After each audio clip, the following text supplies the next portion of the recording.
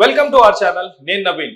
Cinema industry అంటే పెద్ద పెద్ద చిత్రాలు ఎంటర్టైన్మెంట్ కోసం చేసే చిత్రాలే కాదు, చిత్రాల వెనుక కనిపించని కష్టాలు ఎన్నో ఉంటాయి. అది ప్రతి ఒక్కరికి తెలిసిందే. హీరో సినిమాలో బాగా కనిపించాడా, పారితోషికం తీసుకున్నాడా, సైలెంట్ గా సైడ్ అయ్యాడా, ఇవి గతంలో చూసాం, ప్రస్తుతం కూడా చూస్తాం, రాబోయే రోజుల్లో కూడా చూస్తాం.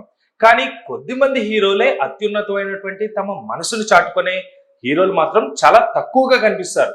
వారిలో చెప్పుకోవాలంటే ప్రస్తుత రోజుల్లో మనకు బాగా కనిపించే హీరో ఎవరైనా ఉన్నారా అంటే సూర్య గారు. సూర్య గారు తెలుగు ఇండస్ట్రీ కాదు, కానీ తెలుగు సినిమా హీరోయినా, తెలుగు హీరోనా అన్నట్టే బాగా అందరికీ కూడా పరిచయం ఉన్న వ్యక్తి.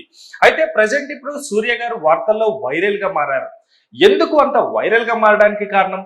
సూర్య గారు చేసినటువంటి ఆ పెద్ద హెల్ప్ ఏంటి, లేకపోతే సూర్య గారి వల్ల ఎవరికి లాభం జరగబోతుంది అనేది ఈ రోజు టాపిక్.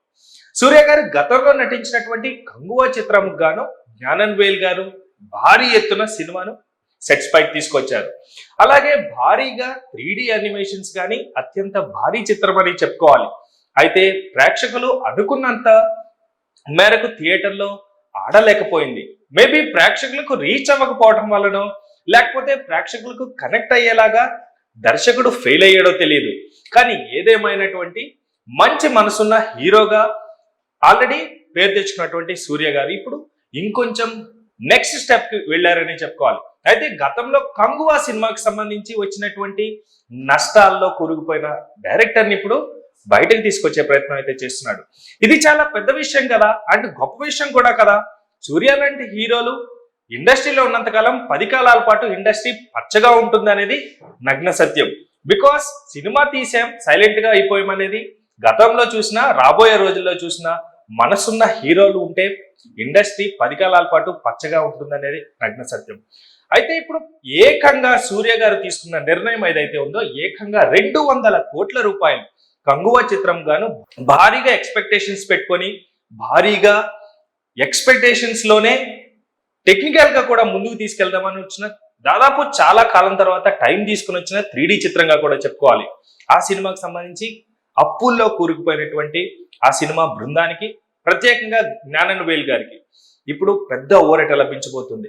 సూర్య గారు అత్యంత ఉదారంగా అండ్ స్నేహితుడు అనుకున్నాడో, కేవలం డైరెక్టర్ గా మూవీ నాతో చేశారు కాబట్టి జస్ట్ టచ్ మినిట్ అంది ఉందామని అనుకోలేదు కాబట్టి ఆయన ఉదారమైన మనసుకి అండ్ ఇప్పుడున్న జ్ఞానన్ వేల్ గారి సిచ్యువేషన్ అర్థం చేసుకొని ముందుకు వచ్చి దాదాపు 200 కోట్ల రూపాయలు, 1 కోటి కాదు, 2 కోట్లు కాదు, 10 కోట్లు అన్నా కూడా అత్యంత విలువైన పెద్ద అమౌంట్ కాబట్టి, కానీ 200 కోట్ల రూపాయలు అనేది ఆయన మనసుకి ఇదొక నిదర్శనం అని చెప్పుకోవాలి.